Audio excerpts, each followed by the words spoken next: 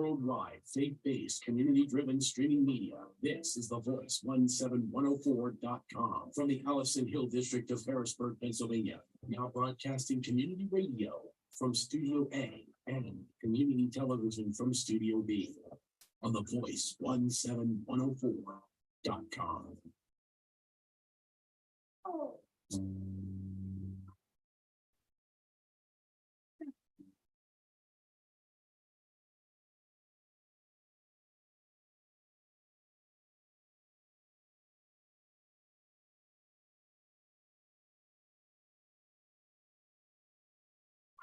It's a real rap on The Voice 17104 with Ron Chappell. It happens every Monday, 8 to 10 p.m. Eastern Time. Of course, you know who this is. It's your girl, Niagara. Yeah! All right. Thank you, Niagara, PA Femc. Yes, I'm back. Welcome to Real Rap with Ron Chappell. First, let me thank last week's very special guest host, Deacon Joseph Robinson Jr. He did a fantastically marvelous job last week. He gave out a lot of good information, pertinent information about Dr. King. Mr. Robinson is a MLK scholar. As a matter of fact, as I said in the advertisement, he's the dean of the Martin Luther King Leadership Development Institute. And if you're interested in being a part of that institute to learn the valuable lessons about Dr. King, please contact Joe Robinson Jr. on Facebook. Okay. Also, I want to thank the surprise guest, his baby brother, fellow podcaster here at The Voice 17104.com, Minister J. Kenneth Robinson, also known as comedian Kenny Robb. He was on the show also, and I tell you, it made for some real good chemistry there. In America, y'all saw that two brothers, two grown men, two grown black men can get together and have that sibling love on full display. And so I salute them for hosting the show last week, and they did a great job. I'm sitting here with the engineer, Pastor Chris Thomas. How you doing, sir? Earth to Chris. Yes, sir. Multitasking as always, bro. Chris to Earth is doing well, man. I'm glad you asked, bro. Looking forward to tonight's content on the program. Okay, all right. Thank you, sir. Tonight, we're going to talk about the homelessness crisis here in Harrisburg. Now, this homelessness crisis, of course, is not unique to Harrisburg. Throughout the nation, the wealthiest nation on planet Earth, we're always told by American boosters that this is the wealthiest country on Earth. But we have a great number of our population that are without a decent or a stable place to stay. Thus, we have a homeless crisis in America, and we also have one here in Harrisburg, PA. And so that's what we're going to talk about tonight, okay? The possible causes and also solutions, and I'm going to need your help, need your aid. I need you to call in later on during the program, call in and give us some of the solutions that you have in mind that could help us with this homeless crisis. Now, a lot of you in Harrisburg know about the story of the homeless encampment there under the Mulberry Street Bridge right on Cameron Street there. And I went by and paid a visit to that encampment today. That encampment has been in the news lately. Last week, the residents that stay under the bridge there, the homeless people, were told that they would be evicted. The original date was January the 12th. They had to pack up and move on. Move on to where does a homeless person go? I guess to try to find some other place to squat at. And so they were told that they had to move on. And the reason given was that because the place was rat infested and there was crime that was happening within that encampment. And we also know that one of the residents of that encampment happened to get ran over by an 18-wheeler truck a few weeks ago. I guess wandering around there in the dark. Now, I went and I visited that encampment, and I tell you, it was a terrible sight to see how fellow humans in 2023 have to exist living under a bridge in some very, very squalor conditions. Well, anyway, as the story went, the city then changed that eviction day to today. They were told that they had to move out by today. The residents there that squatted under that bridge, okay? And what happened last week, I understand, is that the city fathers found out that that property is property owned by the state of Pennsylvania, the Commonwealth of Pennsylvania, rather, and the city did not have any authority to displace those people. But the city wanted to use its resources, as I say, to clean up that area. And so the people still were supposed to move out by today. Chris, I sent you a video of me down there at that encampment talking with one of the residents. Did it appear yet? Did it come up yet? Let me check here real quick. Okay, because I did have a conversation with one of the residents there, and he told me about the plight that he and his fellow squatters faced, what they were dealing with down there living under that bridge. And if you're at home right now, you know. Not yet. Okay, not yet, okay, or in your car, or when you're at home, you know, you get tired at the end of the day, and God bless you to go in and lay down in a nice warm bed, in a nice warm shelter. You got a roof over your head. You can get up and adjust the heat. Some of you even have electric blankets. If the room isn't warm enough, you can crawl under your electric blanket and turn the dial to help warm yourself up, okay? If you get hungry, if you want to get up and get a snack, you can get up out of bed, go and wash your hands, and then go to the refrigerator and pull out something and either make a sandwich or take out some leftovers and put that on the stove or put that in the microwave and heat it up and have that meal, have that quick meal, and perhaps a soft drink or juice or whatever to go with it, and then crawl back in bed and grab the remote control and turn the TV back on. You have the luxury of doing that, and a lot of those things you take for granted.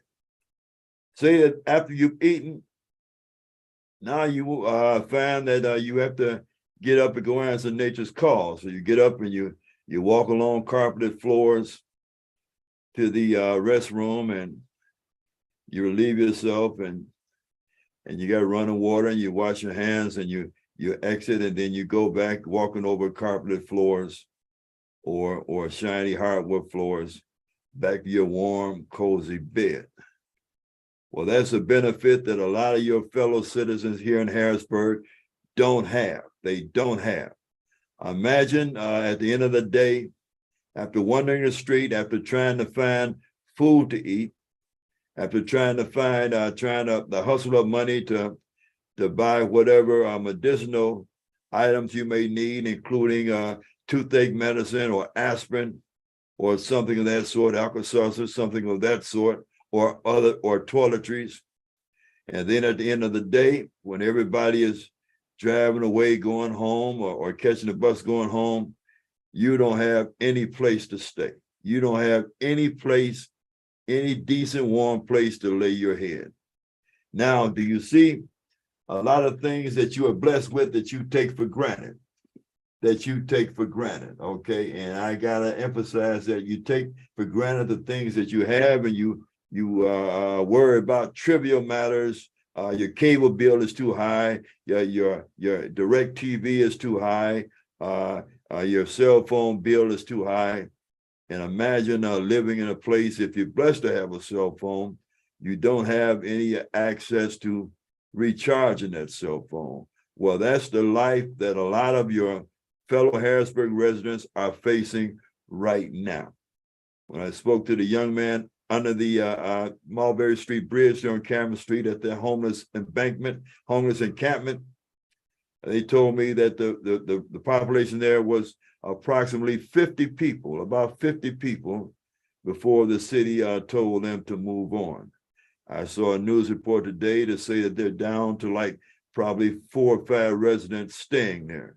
And the city still insists on coming in tomorrow and starting their cleanup of that area. Now, what are some of the reasons that America, and I'm saying primarily here in this Harrisburg area, that Harrisburg is dealing with so much homelessness. Okay, is it because of unemployment, or is it because, which I think primarily is because of mental health issues? Because of mental health issues, a lot of people, for whatever reason, have lost their way, and find themselves with less alternatives than you would think that they would have to take advantage of. And some of it could be because of substance abuse.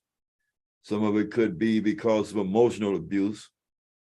Some of it could be because of other hardships in their life, or in their nuclear family life. And so now they find themselves out there with no place to go. And I'm gonna tell you, it's a very, very, very challenging. It's a very challenging situation.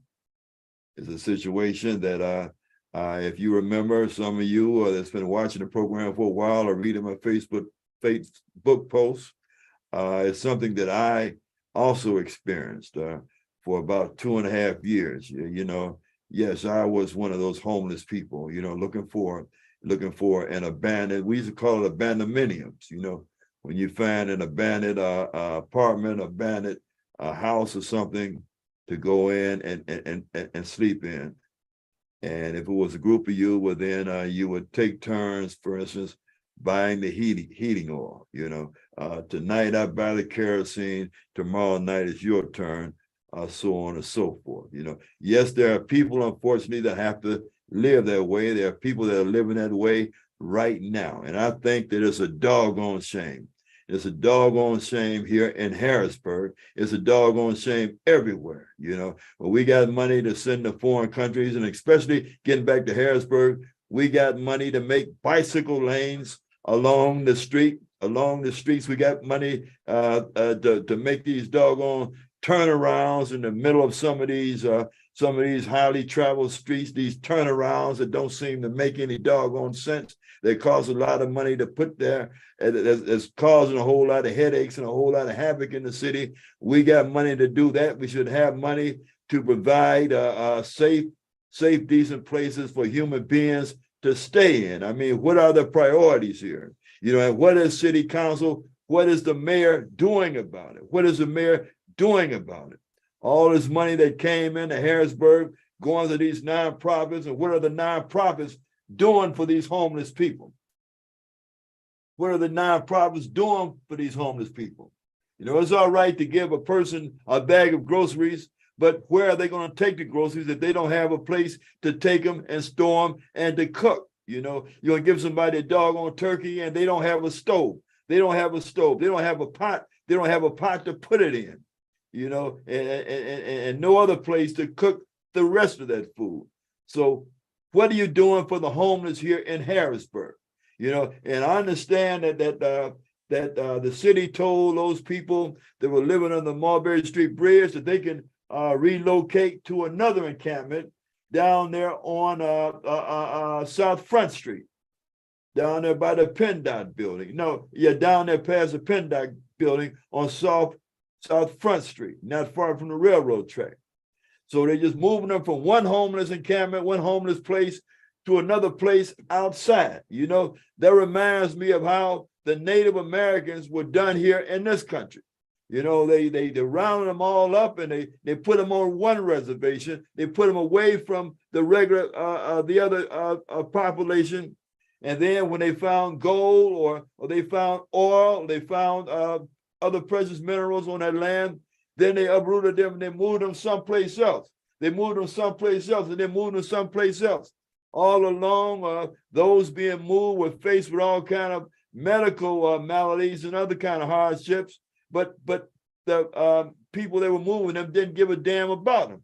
You know, the same way they're telling these people it's unsafe for you to live under a bridge. It's unsafe for you to live under a bridge. So what we want you to do is to go live alongside the river, alongside the bushes in the river and trees, like so many vermin and so many lower class beings, animals live. You know, we want to put you over there, you know, put you out of sight. You know, I think all this started a long time ago with Mayor Reed, the 25-year mayor, or was it long, of Harrisburg, 28-year mayor, I believe.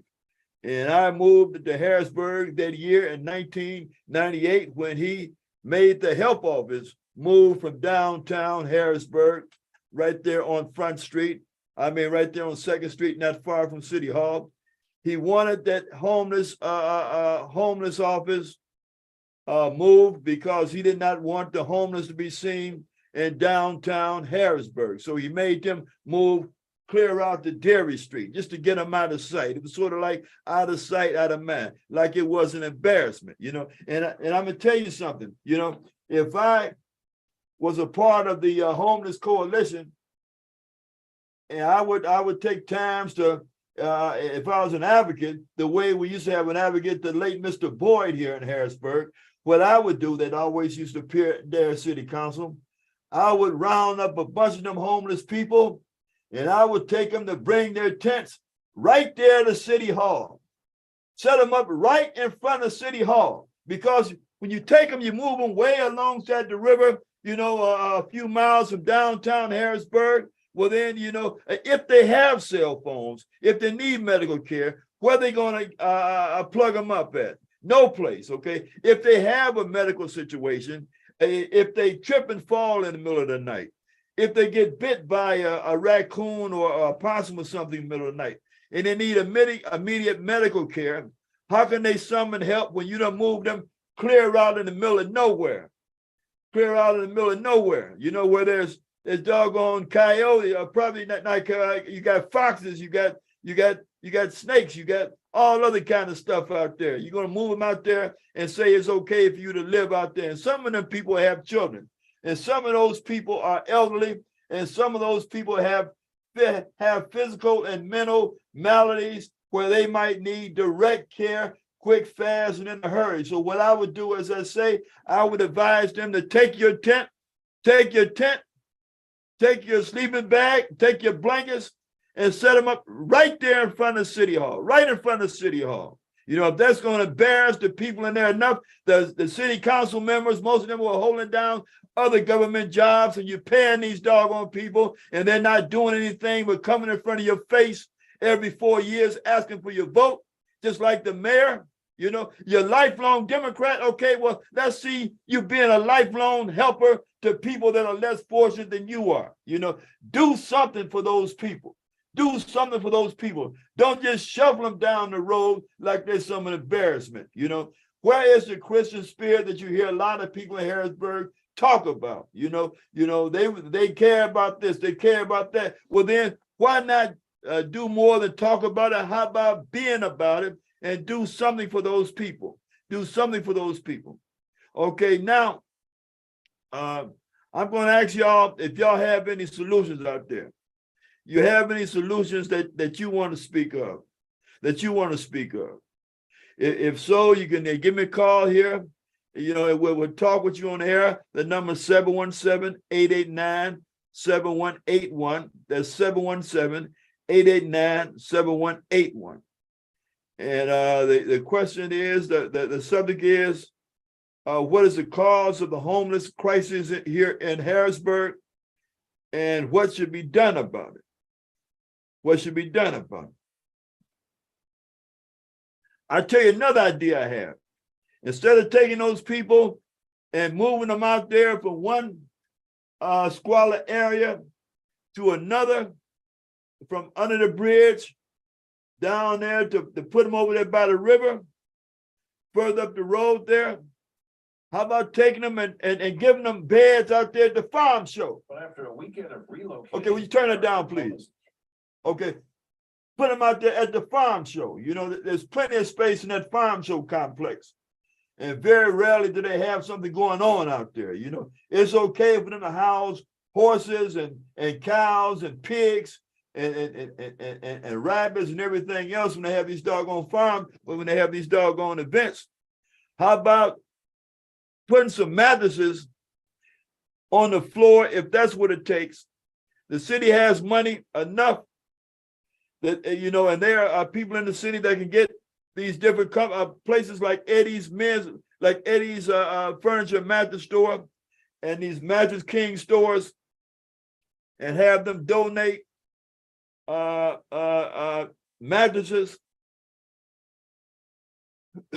excuse me, twin size mattresses to the city, so the city can take those mattresses and put them out there and spread them out. And of course, have a separate area, one floor, one whole room for the women, and one whole room for the men, and maybe even have an area there for the infants, for the adolescents, and the city can also hire aides to oversee those adolescents, okay? And the city can also pay for a couple of LPNs to be on staff out there to help handle some of the medical issues that some of those people may have, okay? The city has a police department, the Capitol Police, if not the city, if the city resources are drawn kind of thin within Capitol City Police or the state police could patrol the area.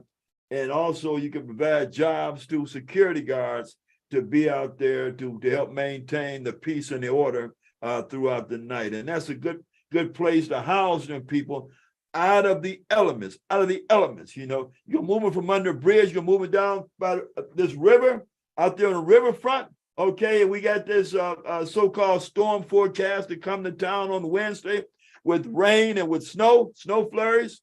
And so you're gonna move them down there, let them catch pneumonia, let them get sick down there, huh? Well, listen, where they have no transportation, no wherewithal to make it to Harrisburg, to make it to downtown Harrisburg, to the hospital if they need to be there.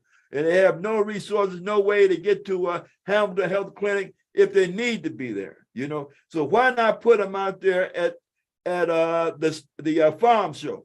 Put them at the farm show. Let them stay out there until y'all get a better solution, okay? The city can provide buses, can get with this Warrior Bus Company and have them donate some buses. The city can have the buses chartered to pick those people up, to transport them from these homeless encampments and take them out there to the farm show and let them stay out there, and also serve food out there. Okay? Serve food out there. And I'm pretty sure that there's showers in that complex, so they can keep their sanitation up, and their restrooms out there in that big facility. And so that's one of my solutions to the homeless crisis here in Harrisburg. Instead of just moving them from one spot to another spot outside.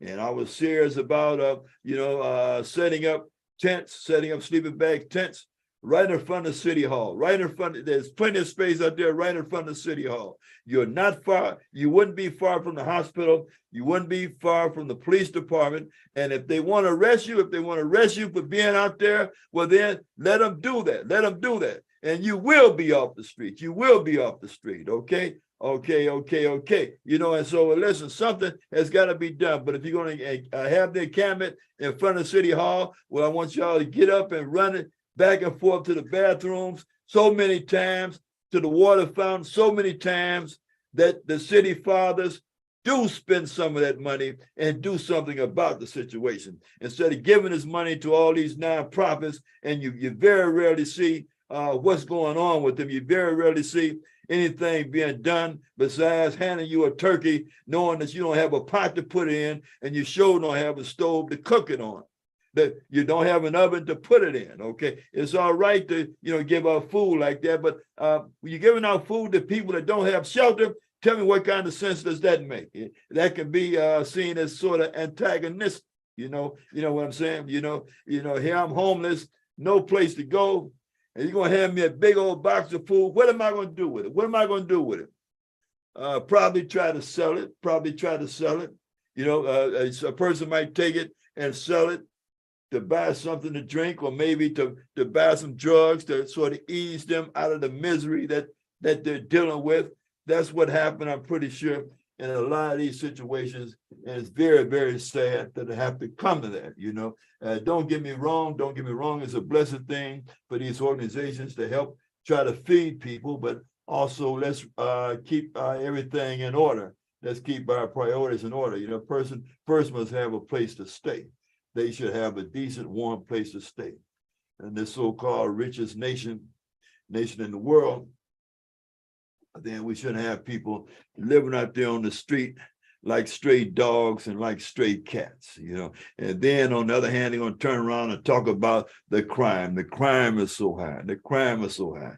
Well, give these people, first of all, give them the basics, give them a warm, decent place to stay, okay? And the city had all year, they had all year, all last summer to plan on what they were going to do, you know, plan on what they were going to do to help some of these people, you know, and even on the weekend, if you don't want to use a farm show, well, you got schools here. I guess I don't know how it might be kind of difficult to put these people on gymnasium floors, you know, with so many mattresses, because you know, then you know, and now you're talking about the school system, talking about how unsafe it would be, you know, with the sanitation and everything. But the farm show, I think, is an ideal plan. I think that's an ideal location. And for those of you in Detroit, Michigan, you know, I know you got that Cobo Arena down there. You got the Joe Louis Arena, where occasionally they have events, especially this time of year, not too often. Well, then that's another ideal place for you to home. Okay, please turn it down, brother. Please.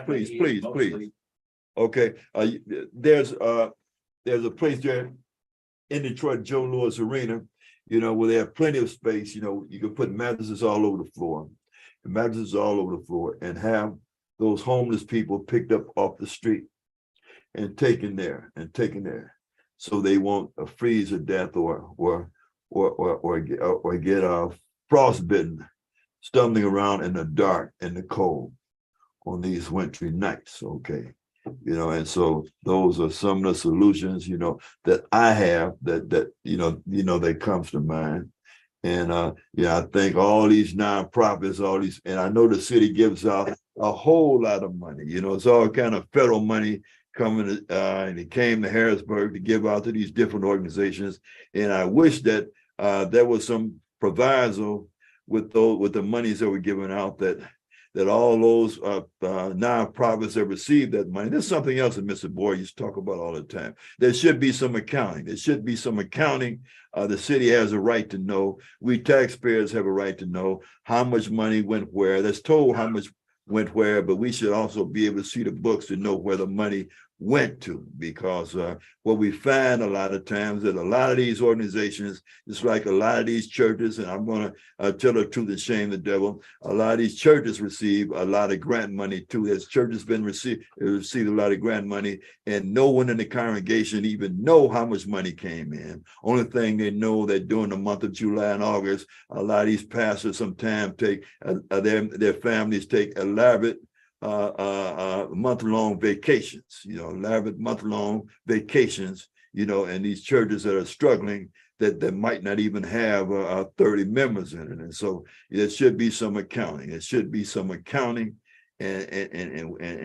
it's an organization that's getting these funds, I think that they should be mandated to tell all members of that organization exactly how much money was given to these particular organizations. And these organizations, these people in organizations should be able to see the accounting of that money, okay? The accounting of that money, okay? And as I say, because they got so much money to give out, apparently, well then give it out to some people that are less fortunate, give it out to some people, you know, help some people that apparently cannot help themselves, okay? And I believe that the city will be blessed. I believe that the city will be blessed. God will see those good works. And God will bless the city and make the city prosper, and make everybody in the city have ability to live better. Okay, Pastor Thomas, I'm going to ask you, well, first, okay, well, after you talk, I've got some resources that I'm going to share for people that may know some homeless, may have some homeless people that you are akin to or that you are aware of. And so we have some resources that we want to share with you. But what are your views on this homeless crisis here in Harrisburg, Chris? Sure. Well, I appreciate definitely your passion, understanding it from a whole other perspective that many of us, thanks be unto God, may not have to experience firsthand. You know, it's an epidemic that isn't just a local epidemic, but it's actually a worldwide epidemic. And I don't think there's a one size fits all solution to answer that. I liked your idea about the potential use of the farm show, but I'm sure they would have their own potential liability issues that they would have to solve, which is just, a problem that needs to be worked out, thought about, and an answer, a solution come up with. One of my suggestions would be potentially the state hospital grounds across from the farm show. I'm not sure what's being used with all those homes and houses and all that storage area that's available right across the street from there. I know the Dallases opened up their doors at their church for a season. I'm not sure if they're still doing that, but that's the way the churches can get involved. But it's not as easy as just opening the doors and just throwing down some mattresses. You got to work out the security. You got to work out the potential liabilities of the spread of any kind of sickness, disease. Securing anything that may end up missing. So there's a lot of liability potential issues. Again, there's not a one size fits all solution, but I do agree something needs to be done. What I would like to know, which I'm not sure if there's an answer. Well, I'm sure there's an answer to it.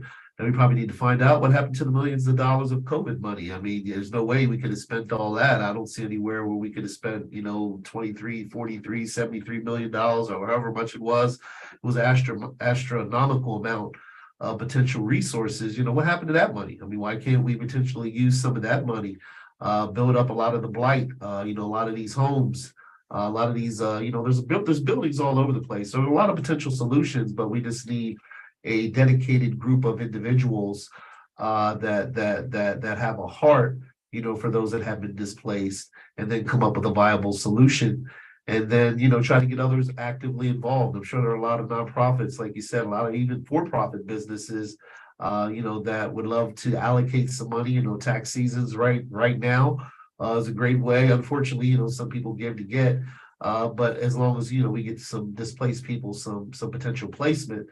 So there are many different things that need to be done. I don't have a one size fits all solution, because I know each case, it's a case by case, basis, because all the situations are different, how each individual ended up, in the situation they find themselves. So those are a couple of the options I potentially have, off the top of my head. You wish you could open up your doors of your home and then just invite people, to come in, which we have in the past, but you have to be, kind of cautious and exercise wisdom even in that endeavor as well. So those are just a few of the ideas I have off the top of my head. Yes, I hear what you're saying about the farm. So I know that there would be logistical problems, such as medical and safety and liability, but those are things that can be worked out. Those are things that can be worked out. Those are things that can be worked out with the help of the commissioners, the Dauphin County commissioners, Harrisburg City, and also State Representative Dave Mattson, Patty Kim. They can work that out. I don't know who owned that farm show. I don't know if it's owned by Dauphin County or Pennsylvania, or if it's a private organization. But it's nothing. It don't take anything but money and time. To get the thing together, to work out the logistics about that. And we've got bus companies in the city that can go and transport those people from those homeless embankments, homeless encampments. And we have medical officials here in the city. Plenty of nurses, plenty of LPNs, plenty of medical help aides that can be employed to work certain shifts out there. Especially during this torrid weather. If they didn't do it for the full winter, well then, if there's a starting point, say that the temperature gets to 35 degrees. Gets to 35 degrees, okay? 35 degrees, then the doors are open. the buses are rolling, okay? And the insurance is taken care of, the transportation is provided, it's funded. The staff that work there, the security guards are hired and trained, and everything is set up, and giant food stores, and I'm pretty sure Kearns and other food stores could easily donate food there, you know, because it would be written off as a contribution, as a donation anyway, you know, to the homeless, and so they can provide food, and the city can provide jobs to cooks, you know, and also hire some of these local restaurants to even cater food there. And so all it takes is money, and I tell you, the city has millions, and the Commonwealth the county has millions, and the state have even more than that, you know, and the state tap into the federal government. There's funding out there, you know, so money should not be an obstacle. There's funding out there, you know. The only thing it takes is some concern, that, you know, some love, some concern, you know. That would be the only motivating factor right there, you know, knowing that you're helping a fellow person. And listen, wherever you're living right now, whatever you have right now, I say this all the time, and it's just as sure as water's wet. Don't think for a minute that you have anything. You don't have anything that you can't lose, okay? Believe that. You know, they go for that good job, they go for that 401k, that retirement, that house, that car, your mind, your health, your life. You don't have nothing that you cannot lose, okay? And so therefore, you know, show how much you appreciate what you have, how much you appreciate what others have done for you. And if you can, help somebody else. So,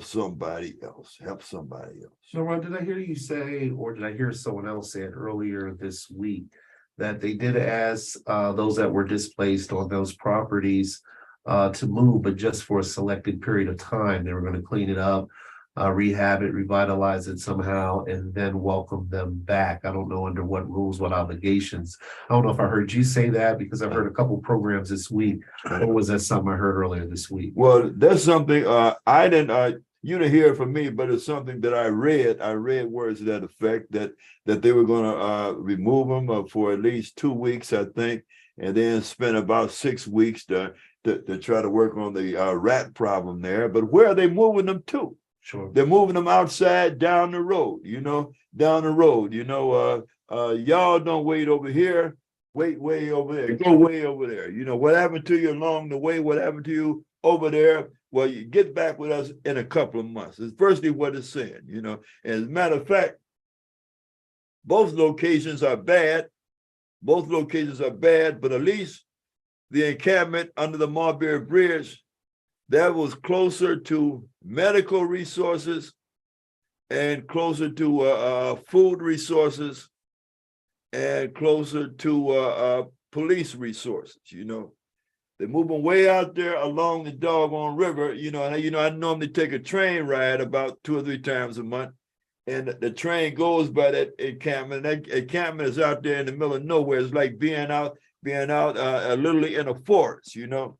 It ain't no place to plug up any phone charger out there, even if you have a phone, you know, and so stuff like that, you know. I mean, you got people living outside like they Daniel Boone or somebody, you know, here, you know, in 2023, you know. That's a doggone shame. They're just moving the people out of the way, you know, just out of sight, like out of sight, out of mind, you know. Wherever you go, just get away from me. That's basically what they're saying right there, you know. And also, you know, I try to get in contact, you know, with some city council members. You know, we used to have Dave Masson used to come on once a month, you know, and you know, like he's a state rep now, and so, but anyway, I wanted to find out if Harrisburg have a squatters ordinance. You know, you ever heard of that, Pastor Thomas, about squatters? Yeah, just vaguely. Okay, well, let me tell you, in the city of Detroit, And it's been going on for at least 20 years. No, for 25 years that I know of. And I believe the way that go is that if you happen upon a vacant dwelling, a vacant house, in your neighborhood, in your area, and in your community, rather, and you try to find out who the owner of the property is. If you cannot locate the owner of the property, well, then you can move into that property, And I think that if you can take care of the maintenance, and perhaps pay the back taxes or make some plan to pay the back taxes. I think that it goes something like this, that if you can maintain residence in that place for like 2 years, you bring it up to code and you take care of your property, you cut the grass, you pick up you clean up all the trash, you have the place looking decent. Well, then you can go down to the city and assume ownership of that property. There's some kind of squatters' right law like that in Michigan, because I know they had it in Detroit. They had it in Detroit when I moved from Detroit, and that was 1992. And I'm gonna tell you, it didn't just start. It had been going on for a while, and it's something that some community organizations really pressed for, and they went to court, back and forth, the court about it, and it is in full effect. Unless they've changed it, it's in full effect, And there's vacant property here in Harrisburg, where you have absentee landlords that live outside of the city, and maybe even some of them even outside of the state. And they don't care how many people kick down the door and start selling drugs in there, or how many rapists, drag people in there. You know what I'm saying? And so, but anyway, so there's enough properties like that here in Harrisburg that no one is showing any concern for. That I think that if some able-bodied people wanted to assume ownership of that abandoned property and bring it up to code and keep it looking decent, to be attractive asset to the community, that they should be able to go down to some office down there at City Hall downtown and have papers drawn up to give them the rights to their property. And that's what I would like to ask a city council member. If there's any out there listening, Chris, I can't see any comments on the screen here. I don't know if you have any there, but if there's a city council member that's viewing the program, I appreciate if we get an answer about that. Is there any kind of squatters ordinance or rights here in Harrisburg? You got any comments you want to repeat, brother? No, sir. Okay. All right. Okay. You know what? This is real rap with Ron Chapel, where that means that it's just me. It's just me and engineer Pastor Chris Thomas. But surprise, we happen to have a surprise guest in the studio.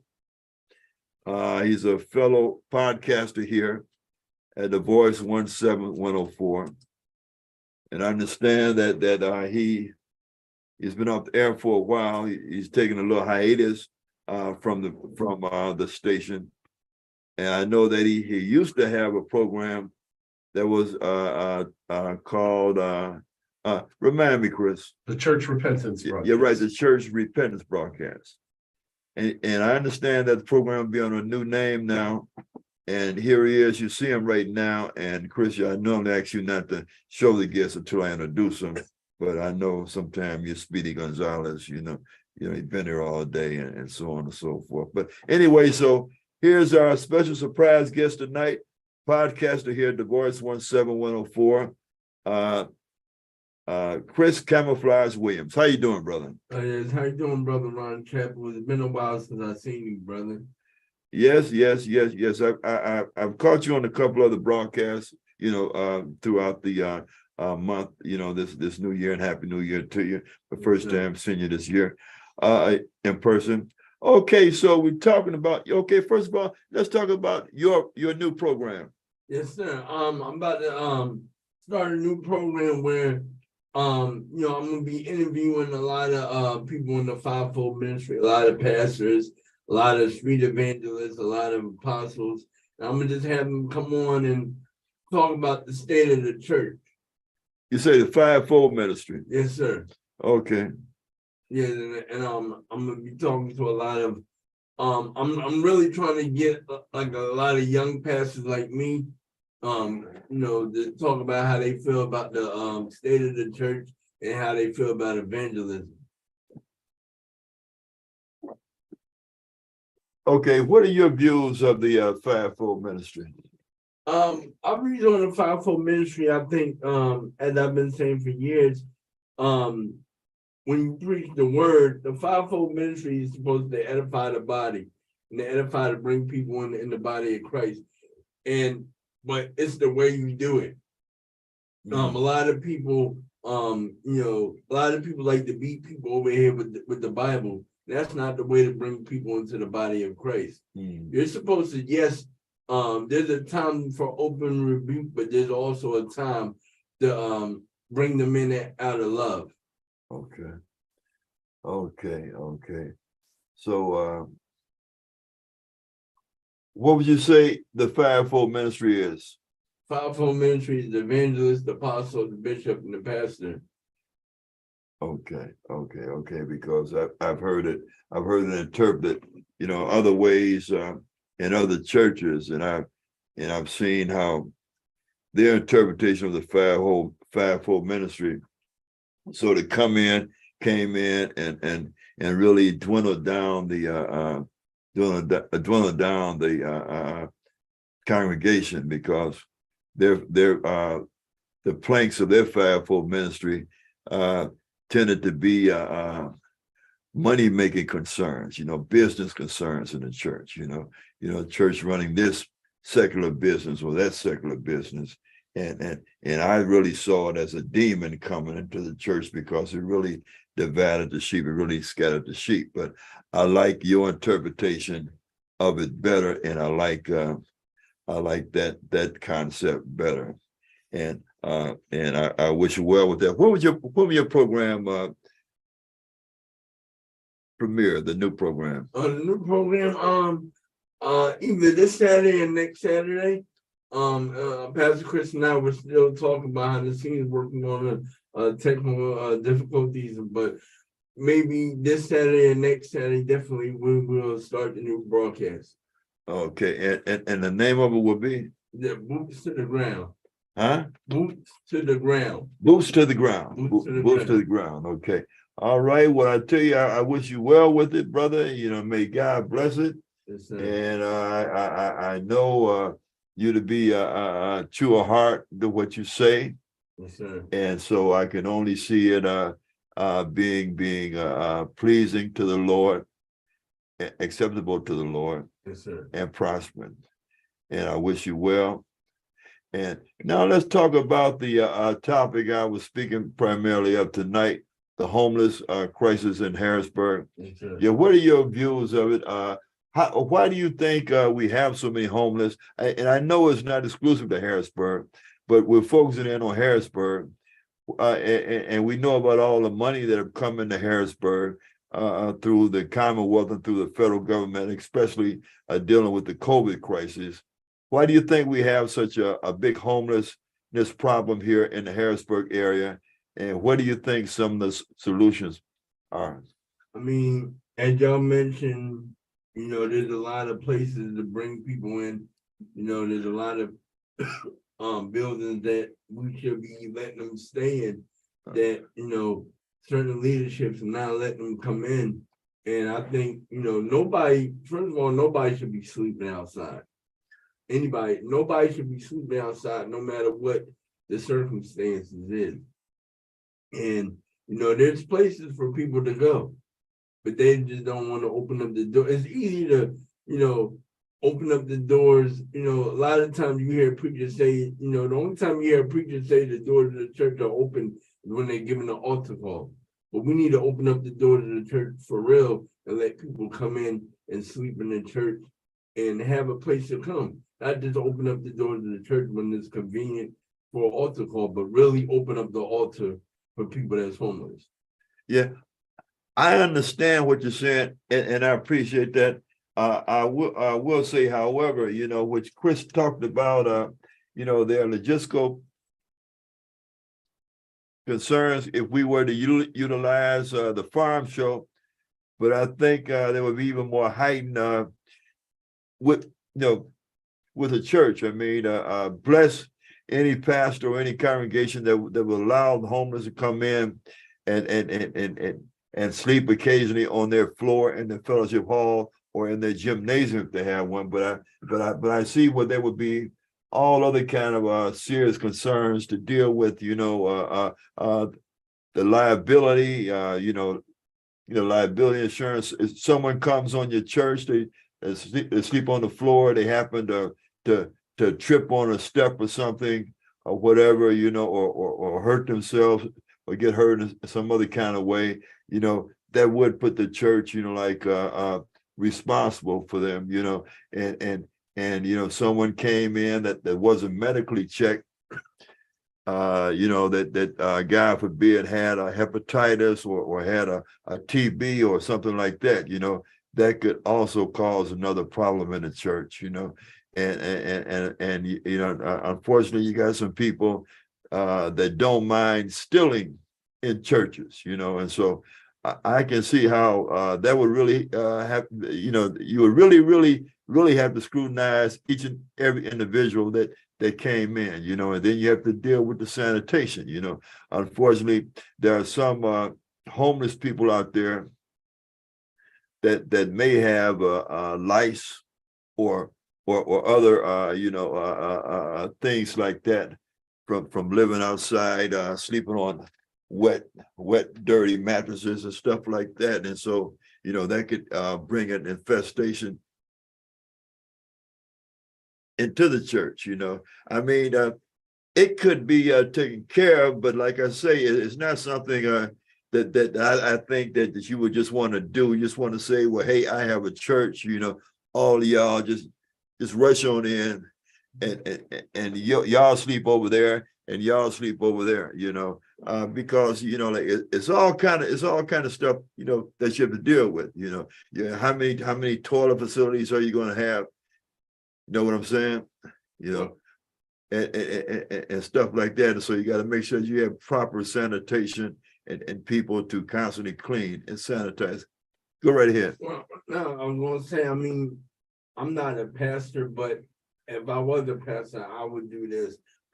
I'd rather deal with all those issues that you're talking about than to have them sleep outside somewhere.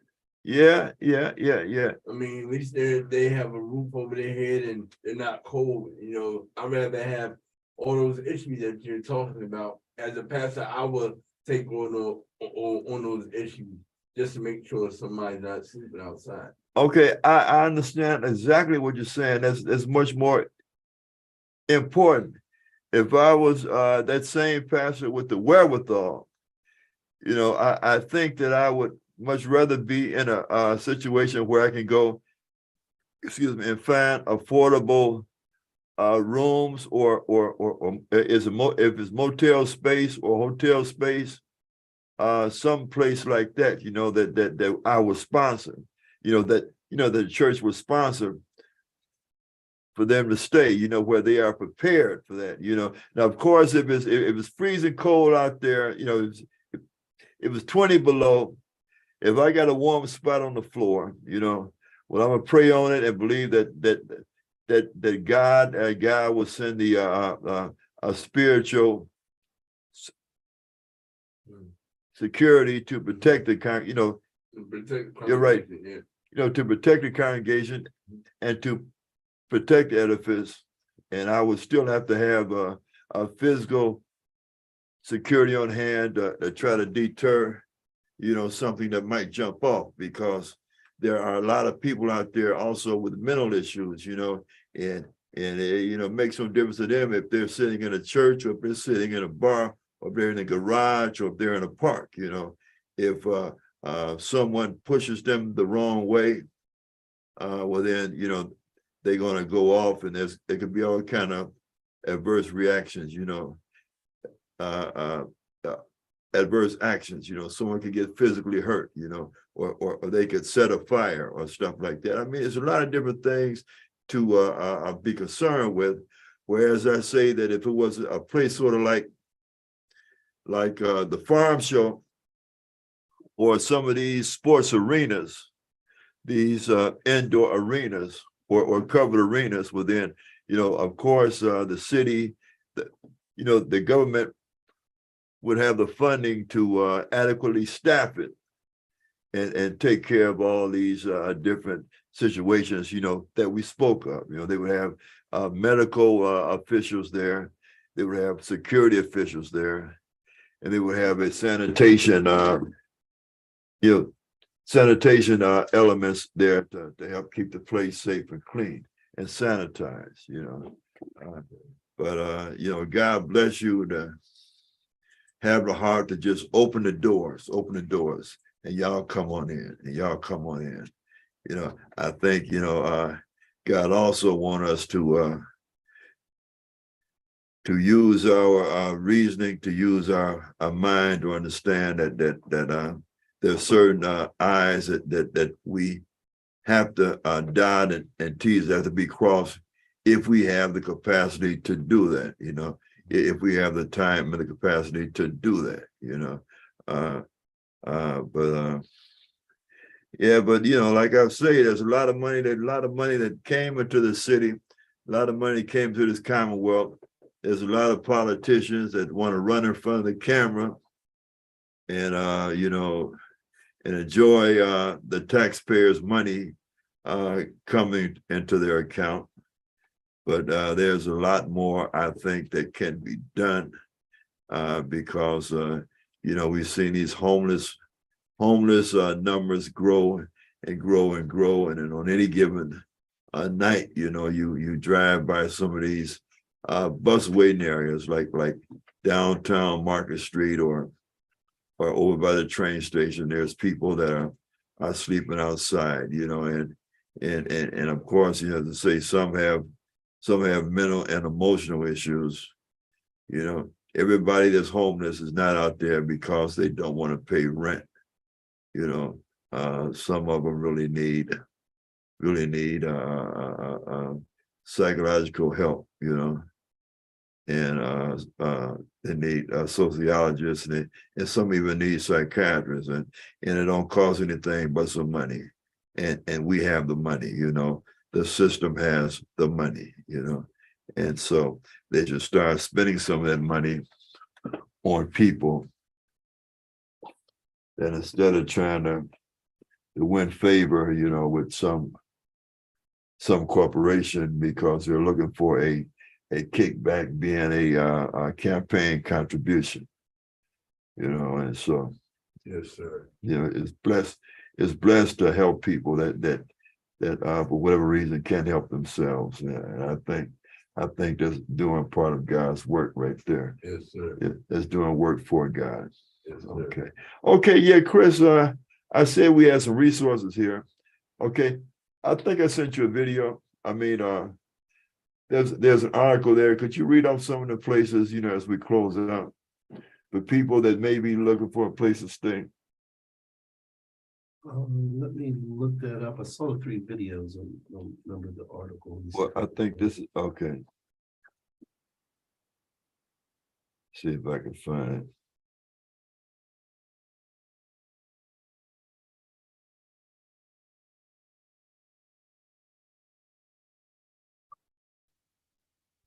I think I have it here. By the way. Okay.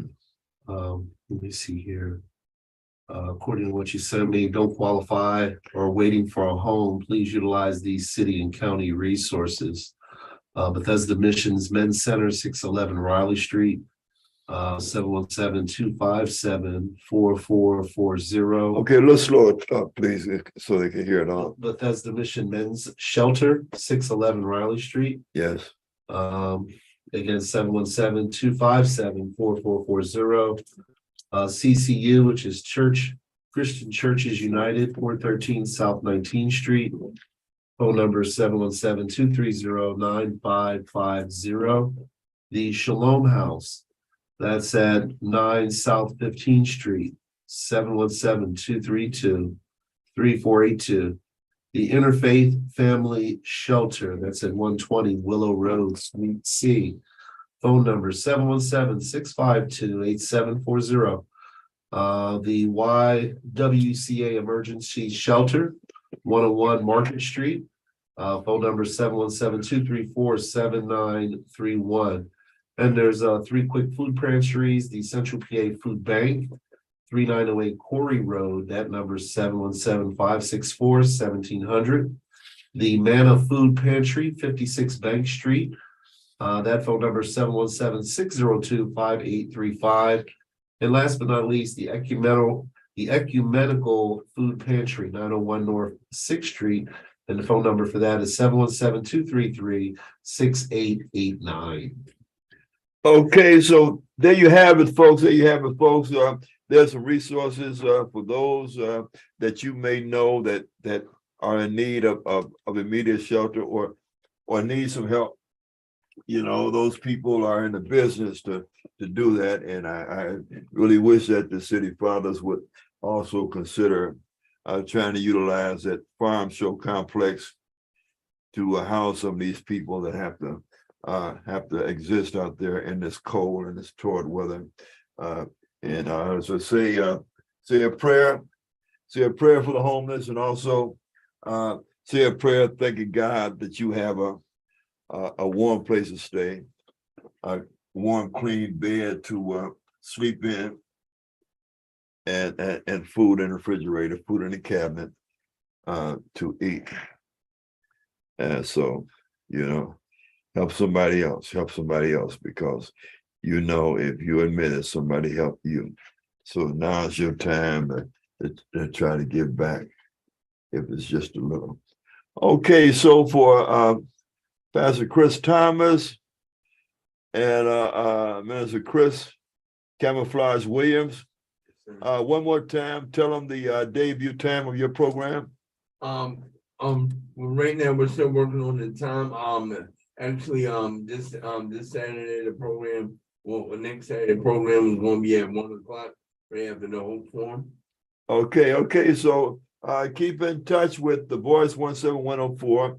You catch us on Facebook, and Chris, I believe that the video here will also be on YouTube. It's on YouTube right now. It's on YouTube right now. Okay, well, so folks, it's your host, Ron Chappell. I want to thank you for watching, and I really hope that y'all can start getting motivated to call in. Okay, but in the meanwhile, in the between while, if God give, we'll still be here. Please join us next Monday night, if God give. We may be featuring the Ron Chappell Show, which will have scheduled guests and perhaps a guest host. So be safe, stay warm, be safe, and good night.